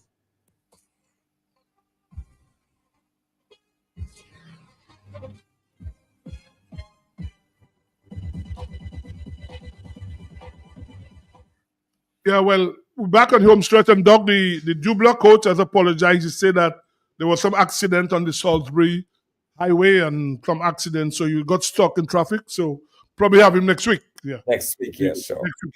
By the way, England, what, 28-1 now? 28-1. And Jacob Bethel, the Belgian born, is batting at number 3 for England, eh? For England, yeah, interesting. Bethel, they've moved. Pope, I believe, was by that position. You mean the wicketkeeper? He's the wicketkeeper now. That is Ollie Pope, right? Yes. Yeah. So Bethel is on 1 and Duckett is on 28. Already hit 4 So England replying to 348, 29 for 1. And you know, Doc, it makes interesting reading for the World Test Championship, you know, because you have 5 teams who in the hunt for 2 places for next year. The test match in England at June at Lord's. New Zealand can qualify if they win all the matches against England. Sri Lanka and South Africa, both of them still have a chance. India and Australia. So it makes it very exciting. But now let us move to the Australian series. In fact, I'm just reading something, Dr. Where they say that a lot of problems in the Australian camp now. There seem to be problems. Because it was a humiliating loss for them in that first test match, eh? It was, and you know, you felt that they were completely out of sorts, you know. Although, I mean, when you think about it, the first innings was a very low scoring affair in the first innings for both teams, and then the second innings was like a completely different pitch, a completely different game. Jaiswal again just basically took the game away from Australia. You know, and that guy has a special appetite, Doc, for run. When he gets 200, he doesn't give it away. Give it up. When he gets 200, you know, he's a special talent, a special talent. The guy's only 22 years. Very, very special, you know. But you know, Doc, we have to talk about Virat Kohli. Everybody knows Steve Biv and my favorite batsman. And I remember when Ozzy used to be there, we used to have that discussion about Kohli and Smith, and I used to be saying, if you ask 10 people, if let's say Kohli is playing in Portsmouth and Smith was playing in Windsor Park, how many people would go to the Windsor Park? I remember asking that question. If Kohli is batting in Portsmouth, if you're Rosso, Kohli is batting in a match in Portsmouth and Steve Smith in the garden, how many people would go there? Virat, go ahead. No, I agree. I mean, it's a no-brainer. You know, Smith, in a way, and I think now he's down at number. They've moved him now from the opening spot. He's moved down to number 5. You remember at one stage when he batted 4, actually, his average at one time was in the 60s. You know, it's gone down to 56 now, and it's going down. Yes, by virtue of moving up at the opening batsman. So that explains. Yeah, but you know, I always knew somebody like Steve Smith, as his career goes on, he will struggle because the technique he has. You look at him, he struggles, and that is why now, as he gets older, he's struggling. Unlike somebody like Virat Kohli, because they say class is classy, class is permanent, form is temporary. That's what they say. You look at this guy, and you know, after India were whitewashed, I'm sure you saw a lot of stories on social media that Kohli was finished and blah blah blah. But the guy showed he's not a world-class batsman. He's one of the greatest of all time. I mean, you watch this guy, I mean, he does something else. And the thing about him, he plays for his team. That is the difference between me. He wants to win. And some people probably misread that. They feel sometimes it's too hostile. But he played like Vivian Richards. Hard, he wants to win. And that's the difference between him and a lot of other players. And as he said, he wanted to make a contribution to his team. Yeah. Yeah, no, it was a fascinating, after the first innings, I thought, well, Australia could possibly win that, and then I was shocked. I did not expect these amount of runs to be scored, in the second innings on that same pitch that both teams could not get past 150 or hardly got past 150, But Doug, if you only look at the Australian team now, they're struggling. I mean, you look at the new guy opening, not all that. I mean, Labuschagne, they're stuck now, question marks over him now at 3, Steve Smith himself. Mitchell Marsh, look, they have somebody else cover for him because they're not sure if he'll be fit for the next one. And the bowling itself, now you look at the bowling. I think that's where they have the problem. I think that's the main problem now is with the bowling. Kind of aging, some right, of exactly aging guys, and for a long time Australian bowlers were on top, but you saw it in that game. I think the bowling was exposed really, really badly in the second innings when they just could not. They seemed unable. They had no answers, for a rampaging Indian batting team. It was really exposed, but I think age has a part to play with it. And they probably need to start looking at. And they look tired too, Doc. You watch them, they look tired, eh? You watch them. This was not the vaunted Australian team that we've known to look forward to, Yeah. Let's take this caller. Hold on, let's take this caller. Good evening. I see. Well, quickly. Yes. If we go back to the Bangladesh declaration, yeah, it's obvious that it was a strategic move, and the court was sent it by surprise. You are right. You're correct. Yeah. Because I remember when in the second innings West Indies lost their 9th wicket, I said, wouldn't it be wonderful if West Indies were to declare now, so you have 3 declarations at 9 wickets? Because if you notice, the 9th wicket fell at 151. And we only scored 1 more run before the last wicket fell. So Bangladesh may have figured that when they up there, our batsmen were running away from the bowlers, and now with 9 wickets down, we may not score any more runs. So why lose another wicket? Because West Indies didn't score any more runs, and they also the last wicket. So it was an interesting move. I mean, they wouldn't have won anyhow, but it gave them a chance. Because they ended up bowling West Indies out for a low score.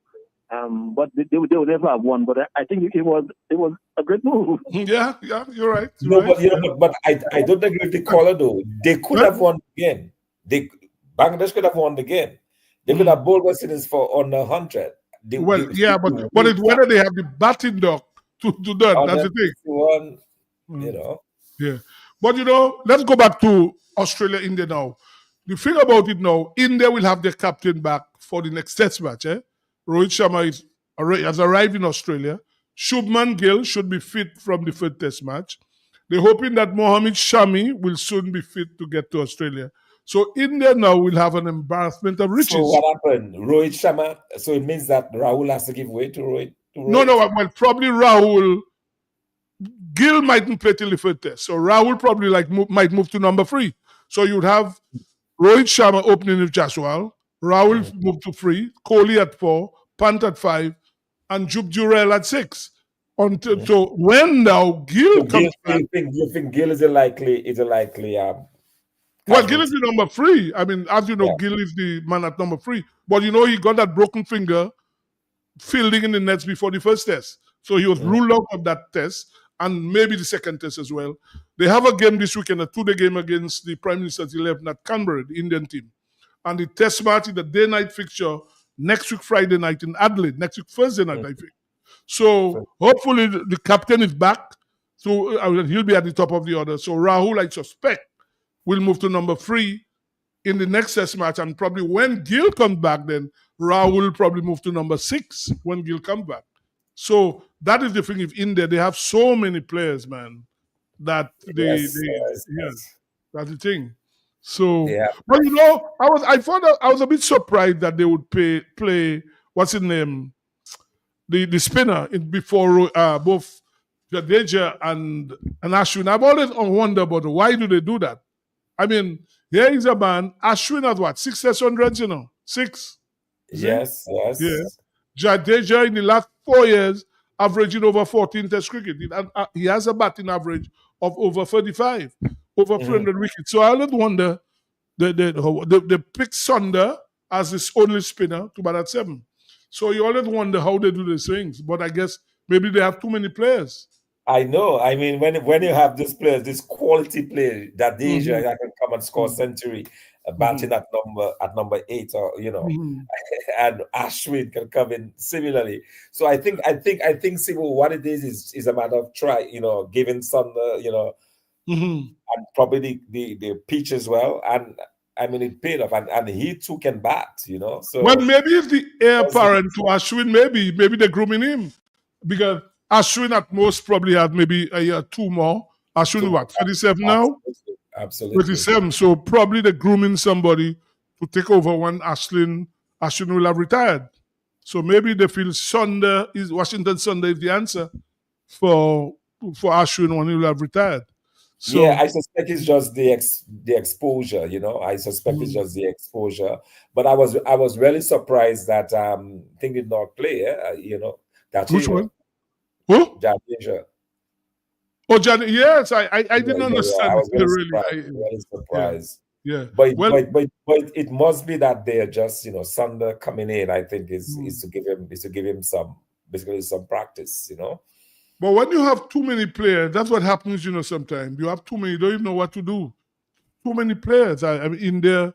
A lot of guys. You remember Pretty Shaw, the opening batsman who made 100? Yes, Pretty Shaw. And he's a young boy. You don't even hear about him again. I thought of him. When I saw Jaiswal batting the way he did, and I said, "What happened? What happened to him?" He just fell out of form very rapidly. Yeah, so you don't even hear about him again. So they have so many. Unlike West Indies, where we're struggling to get players, So they have an embarrassment of riches, really, the Indians. And obviously they have to win at least 3 more games so they could ensure that they qualify for the World Test Championship next year in England. So, indeed, and coming back to Australia as well, they've feared Mitchell Stark, Hazelwood, Cummins. These guys, I think all 3 of them, they looked quite kind of tired. You watch them on the field. And the pace is not there. They don't have the pace anymore. Yeah. They don't have the pace anymore. You watch these 3 guys, and what is the replacement? Who do they have? That is it. I was thinking of that as well. To me, they don't have ready replacements. Exactly. For these 3 bowlers. The cupboard is bare. They don't have young guys. They can, unlike the Indians. Look at this new guy they brought in. 2 of them, Reddy and Rana. You watch this guy batting at number 8, man. Right, Rana, yeah. And the pace, the pace Rana has, the pace. Yeah. So you watch this. So you wonder where these guys come from. You just and that's the thing. In fact, I'd never seen or heard of Reddy before. I never picked up on him, and then suddenly he's there and he's batting and looking quite confident as well. As a number, but this guy to me is not 7. A number 8. You watch him bat, he's not a number 8. I mean, this guy, if he was the West Indies, he'd probably be batting at number 5. Indeed. Yeah, guy, I think he got 40 something, I believe. In his debut. Yeah. Yeah, you watch this guy and you say, but man, where does this guy come from? All of a sudden, you never heard of this guy, and he making his debut and. He looks like he was playing for 20 years, the way he looked. Yes. And I think that's what the level of competition now is in India. I mean, you have so many players competing and you have to come good every time, and they have so many players to choose from. I think it's a good problem for them to have. Yes. Well, West Indies wish they had a problem. Where we had so many guys. We have a caller. Let's take the caller. Good evening. Hello. Good evening. People just 4 centuries. the Indian opening bat. Yes. Mm-hmm. We have first test century. Yes. Two double against India. Against England. Against England. England. Yeah. 2 double against India. One against the West Indies in Europe, and this one against something. They were saying that there's a record like a batsman first 4 test century is over 150. Which is good. It shows you have the appetite for big scores. Yeah. Appetite for big does the Sri Lanka was bowled for the lowest test score in history, 42. No, but for the short lowest, didn't India get bowled for 30 something? Yeah, India for 47. Right. So that bowled India for 32. Exactly. Yeah. But Sri Lanka, South Africa bowled them for 42. Well, Doc, did you watch the game today? South Africa, India? Yes, I saw some of it. Yeah. But Caller, a lot of the batsmen to me gave away their wickets. Honestly, what I watched today, a lot of them gave away their wickets. The Caller is still there? He's gone. But a lot of the Sri Lankan batsmen, to me, they were very disappointing today. Very. You know, I was watching Sri Lanka, and they're one of the teams that to me that may just be a temporary thing, because we've seen Sri Lanka really come to the own, and I thought that they're a very resurgent team.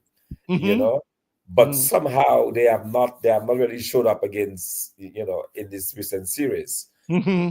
But I felt that they were the kind of team, based on their performance in the last test, against England, I thought that they were really coming up very, very well. But all of a sudden I see them stumbling again. Yeah, today they just didn't bat well. I mean, wickets were going on like 9 pins, man. I mean, guys outside of them just playing at balls they shouldn't be playing at all. Very poor batting today. Very disappointing, really. And they look like they're in a hole now. Bowled out for 42. I mean, that is just, When you get bowled out for 42 and you give a team a lead of what? Almost 150. You're really on the back foot, eh? You're really on the back foot. Yeah. Now, Africa leading by about 280 runs, I believe. Right, exactly.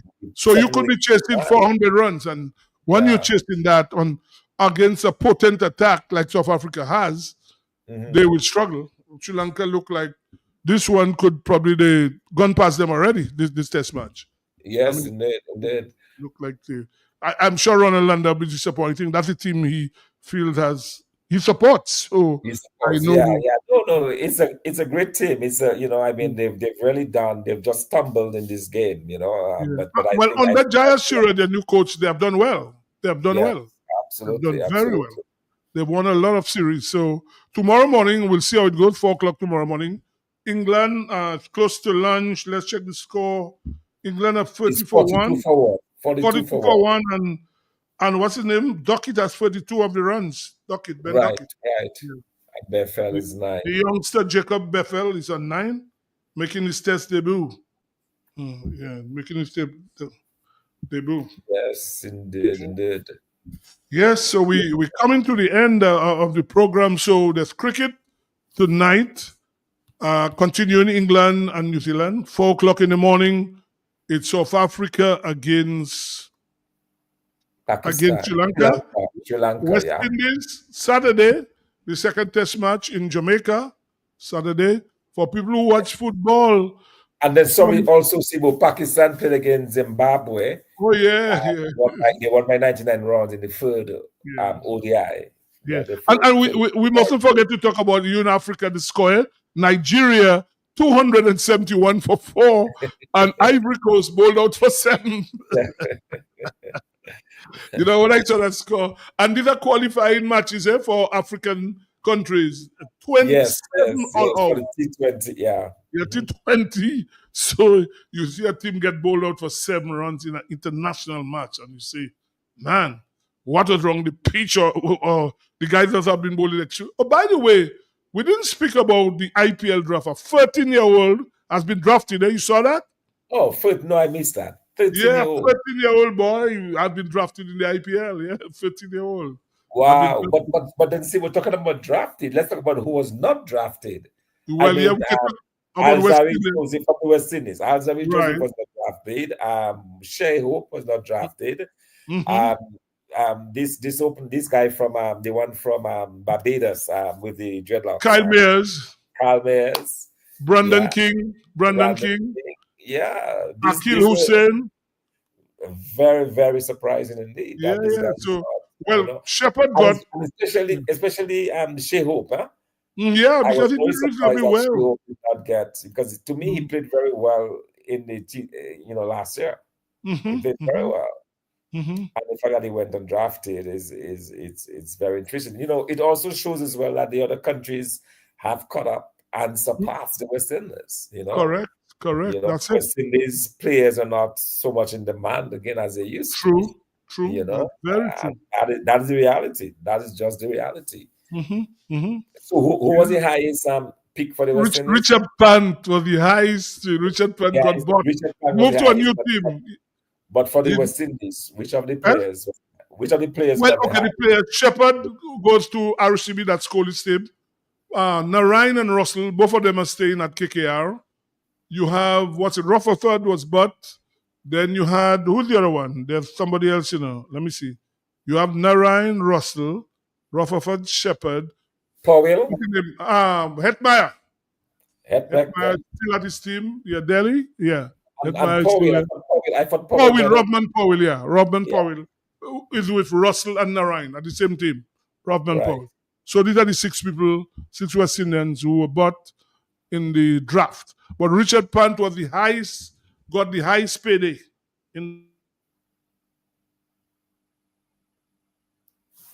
Yeah, it's a remarkable comeback for Richard Pant, huh? Remarkable when you consider where he was,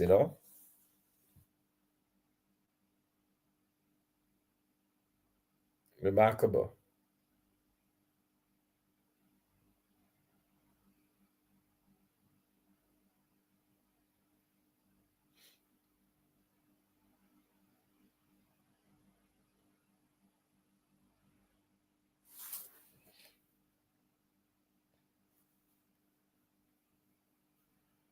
Dania and Irish Body. Well, Doc, we lost you for a small time.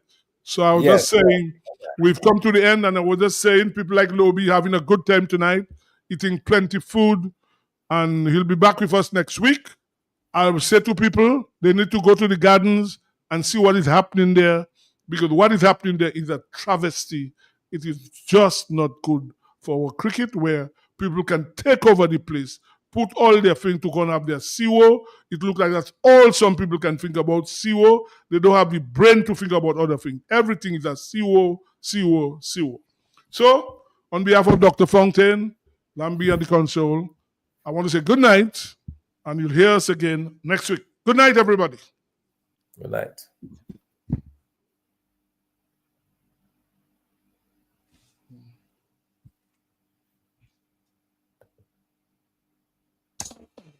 Dominicans, insure your property, protect your property. You homeowner and businessman, protect your property, insure your property. Can't wait for the hurricane, can't wait till you flood again, can't wait till your roof fly out and all your business coming out.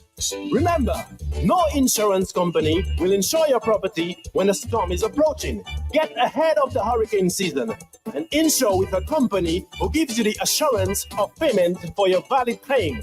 Come speak with us today at the New India Assurance Company Limited, upstairs AC Shillingford and Company Limited, 24 King George Street, Roseau. Bring along an up-to-date valuation from a qualified engineer and get insured today.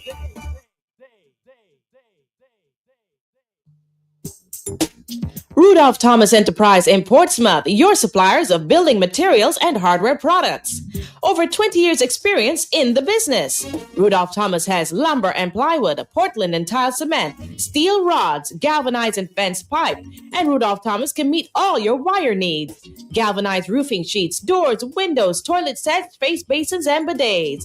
PVC piping, fittings, and lattice. Check out Rudolph Thomas for ceramic and vinyl floor and wall tiles, nails, nuts and bolts, paint and painting supplies. And check out their line of electrical and hand tools. And Rudolph Thomas is your one-stop shop for hard-to-find items. like fiberglass mat and fiberglass resin and welding rods. Go now to Rudolph Thomas on 1240 Bay Street in Portsmouth.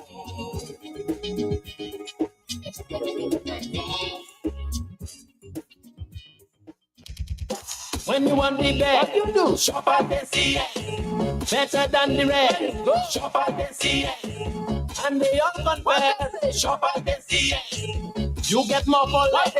Shop at the CN. Shop at the CN. Yeah. Shop at the CN. Shop at the CN. Shop at the CN. ACS family, customer friendly. With free locations. It's so convenient, and our prices, they are the nicest. Madam, that's where you belong. Oh, tell your mama, tell your papa, shop at the CS. Tell your son and your daughter, shop at the CS. Auntie, nan, and cousin, friend, open power, all of them. Grandma, grandpa, couple, neighbor, girlfriend, boyfriend, side, what? Shop at the CS. Shop at the CS. Shop at the CS. Shop at the CS. Check us out at Pottersville, High Street, and downtown Rose.